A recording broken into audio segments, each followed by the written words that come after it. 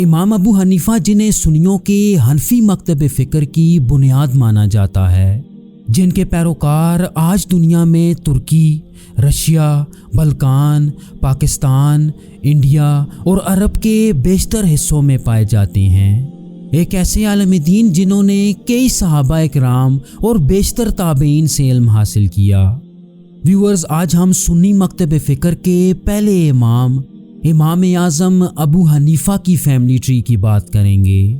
امام ابو حنیفہ کے باپ دادا کون تھے اور یہ لوگ دنیا کے کس علاقے سے تعلق رکھتے تھے؟ چند مورخین انہیں برصغیر پاک و ہند سے کیوں جوڑتے ہیں اور ان کا ساسانی سلطنت سے کیا تعلق تھا؟ اور امام ابو حنیفہ کے بچے کتنے تھے؟ کیا آج ان کی اولاد دنیا میں کہیں پائی جاتی ہے؟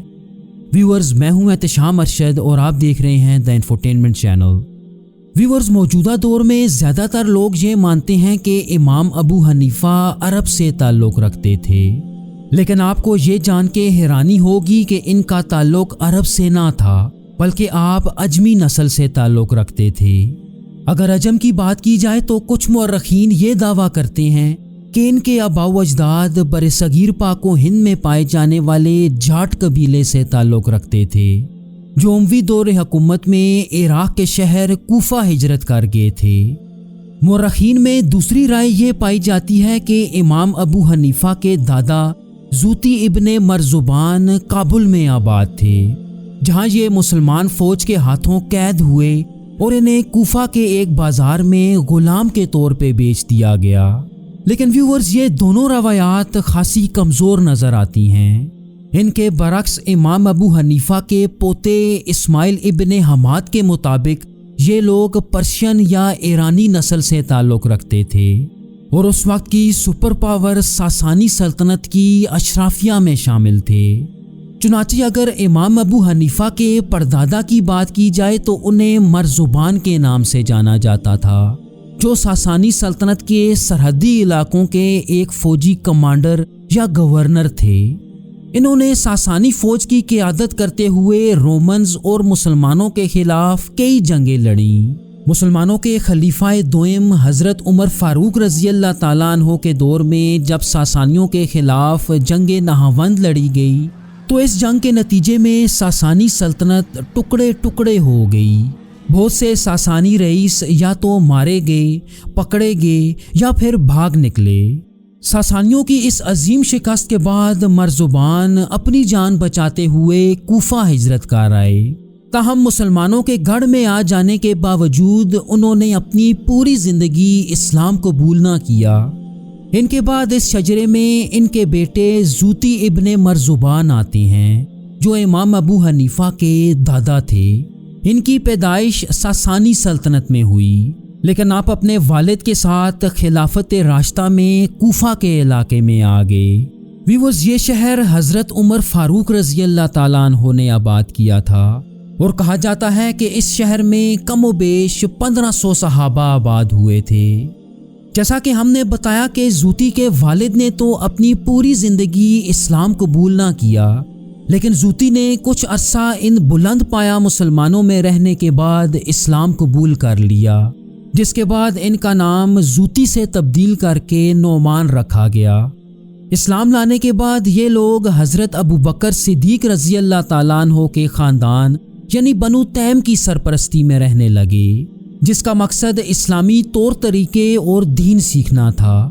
اس کا یہ نتیجہ نکلا کہ یہ لوگ پرشین ہونے کے باوجود بہت جلد عرب معاشرے میں ضم ہونے لگے۔ تاریخ میں آتا ہے کہ زوتی یا نعمان ایک دن اپنے بیٹے کے ساتھ حضرت علی رضی اللہ تعالیٰ عنہ کی خدمت میں حاضر ہوئے اور کہا جاتا ہے کہ حضرت علی رضی اللہ تعالیٰ عنہ نے ان کے اور ان کی آنے والی نسل کے لیے بھی دعا کی۔ یہی وجہ ہے کہ کئی مورخین یہ مانتے ہیں کہ امام ابو حنیفہ کی پیدائش حضرت علی رضی اللہ تعالیٰ عنہ کی اسی دعا کا نتیجہ تھی۔ زوتی بن مرزبان کے بیٹے کا نام ثابت بن نعمان تھا، جو امام ابو حنیفہ کے والد تھے۔ آپ سن 620 عیسوی میں کوفہ میں پیدا ہوئے اور کچھ عرصہ بنو تیم کے زیر سایہ رہنے کے بعد انہوں نے اپنی تجارت شروع کر دی۔ کہا جاتا ہے کہ آپ خاص قسم کے ریشمی کپڑے کی تجارت کیا کرتے اور اس تجارت کے نتیجے میں کچھ ہی عرصے میں ان کا شمار کوفہ کے مالدار تاجروں میں ہونے لگا تھا۔ اگرچہ وہ خود تو ایک عالم نہ تھے، لیکن ان کی ایمانداری اور نظم و ضبط پورے کوفہ میں مشہور تھی۔ کہا جاتا ہے کہ ثابت بن زوتی نے اس وقت کے تقریباً 2 لاکھ درہم وراثت کے طور پہ چھوڑے تھے۔ جہاں تک ان کی اولاد کی بات ہے تو ان کے کئی بچے پیدا ہوئے، جن میں سب سے اہم فقہ کے عظیم امام نعمان بن ثابت یا امام ابو حنیفہ تھے۔ آپ سن 699 صدی عیسوی میں اموی دور حکومت میں کوفہ میں پیدا ہوئے۔ آپ کا نام نعمان، کنیت ابو حنیفہ اور لقب امام اعظم تھا۔ کہا جاتا ہے کہ آپ کو اپنی زندگی میں کم و بیش 4 اصحاب کرام سے ملاقات اور زیارت کا شرف حاصل ہوا، جن میں حضرت انس ابن مالک، حضرت جابر ابن عبداللہ، حضرت سہل بن سعد اور حضرت ابو طفیل عامر بن وسیلہ رضی اللہ تعالیٰ عنہ کے نام آتے ہیں۔ اپنی بنیادی تعلیم حاصل کرنے کے بعد آپ اپنے خاندانی کاروبار میں اپنے والد کا ہاتھ بٹانے لگے۔ ان کے بارے میں مشہور تھا کہ یہ ریشم کے لباس کی ایک خاص قسم خاص کو بنانے اور بیچنے کا کام کیا کرتے۔ انہوں نے اپنی ذہانت سے تجارت میں بہت کامیابی حاصل کی۔ 20 سال کی عمر میں انہوں نے کوفہ کے ایک مشہور فقی حضرت حماد بن سلیمان سے فقہ کی تعلیم حاصل کرنا شروع کی۔ اس کے ساتھ ساتھ بصرہ میں حضرت حسن بصری اور مدینہ میں اہل بیت کے گھرانے سے امام باقر اور امام جعفر الصادق سے بھی تعلیم حاصل کی۔ ویورز، آپ کے کل اساتذہ کی تعداد تقریباً 4000 بتائی جاتی ہے۔ جب ان کے استاد امام حماد کا انتقال ہوا تو امام ابو حنیفہ کوفہ میں اسلامی قوانین کو لے کے ان کے جانشین بنے، اور کچھ ہی عرصے میں انہوں نے کوفہ میں اپنے مکتب فکر کی بنیاد رکھ دی، جس کے بعد انہیں کوفہ میں فقہ کا سب سے بڑا امام سمجھا جانے لگا، اور ان کے مکتب فکر کو انہی کے نام سے منسوب کر کے حنفی مکتب فکر کہا جانے لگا۔ ویورز، یہاں آپ کو بتاتے چلیں کہ جس وقت امام ابو حنیفہ کوفہ میں اپنے حنفی مکتب فکر پہ کام کر رہے تھے تو اسی وقت مدینہ میں امام جعفر الصادق اپنے جعفری مکتب فکر پہ کام کر رہے تھے، اور موجودہ دور میں یہ دونوں امام فقہ کے لحاظ سے سنی اور شیعہ مکتب فکر کے سب سے بڑے امام مانے جاتے ہیں۔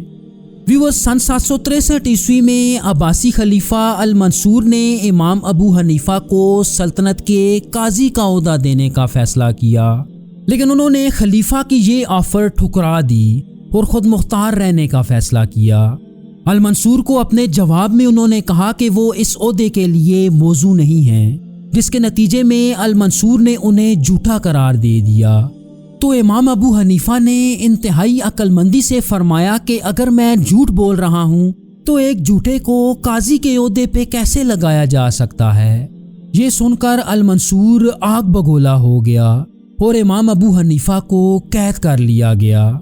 کہا جاتا ہے کہ جیل میں انہیں کئی دنوں تک بھوکا رکھا جاتا، لیکن آپ نے جیل کے اندر سے بھی اپنا کام جاری رکھا۔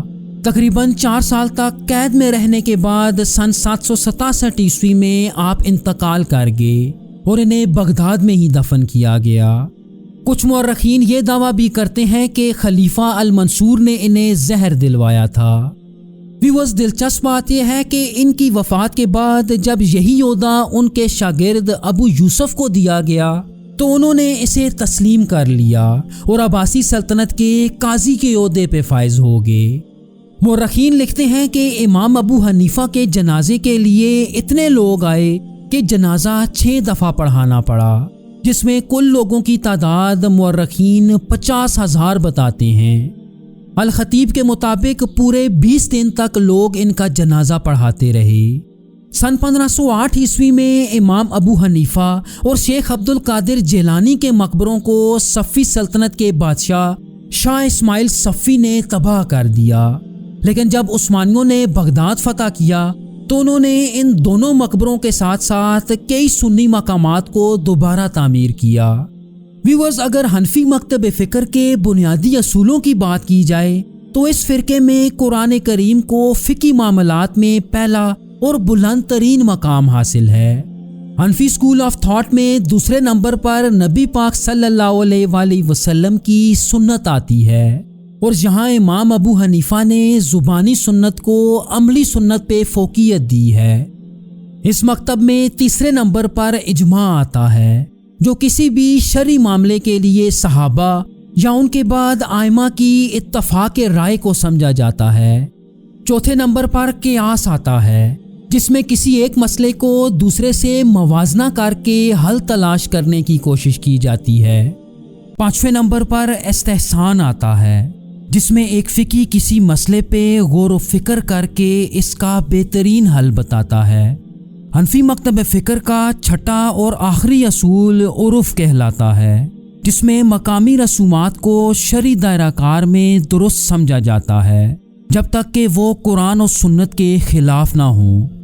व्यूअर्स, अगर इमाम अबू हनीफा की औलाद की बात की जाए तो उनका एक बेटा हमाद बिन नोमान था। कुछ जगहों पे आपकी एक बेटी का जिक्र भी आता है, जिसका नाम हनीफा बताया जाता है, और मुअर्रिखीन लिखते हैं कि इन्हें अपनी इसी बेटी के नाम से अबू हनीफा कहा जाता था। लेकिन कई मुअर्रिखीन इस बात की नफ़ी भी करते हैं और लिखते हैं कि उनकी कोई बेटी ना थी। अगर उनके बेटे की बात की जाए तो इमाम अबू हनीफा ने अपने बेटे का नाम अपने उस्ताद के नाम से हमाद रखा था। इन्होंने अपने वालिद से ही फ़िक़्ह की तालीम हासिल की, और ये पूरे कूफा में अपने फतवों के लिए जाने जाते थे। इसके साथ साथ आप कूफा के गवर्नर के ओहदे पे भी फाइज रहे। लेकिन व्यूअर्स, यहाँ आपको बताते चलें कि इन्हें अपने वालिद और कई दूसरे आइम्मा की तरफ से ज़ईफ़ करार दिया गया था। इनके एक बेटे इस्माइल बिन हमाद थे। ये भी अपने वालिद और दादा की तरह एक फ़िकी थे। इसके साथ साथ आप अब्बासी सल्तनत के काजी के ओहदे पे भी फाइज रहे। और व्यूअर्स, ये शजरा जो हम आपको दिखा रहे हैं, ये इन्हीं से रिवायत करदा शजरा है। जहाँ तक मौजूदा दौर में इमाम अबू हनीफा की औलाद की बात है, तो आज इनकी औलाद अरब में पाई तो जाती है, लेकिन आज ये लोग इतने मशहूर नहीं हैं।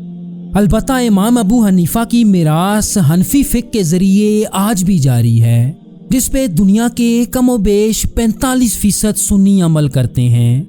इसी तरह अगर दूसरे फ़िक़ों की बात की जाए तो मालिकी फ़िक़्ह को 25%, शाफ़ी को 16% और हम्बली फ़िक़्ह के अमल करने वाले तकरीबन 4% हैं।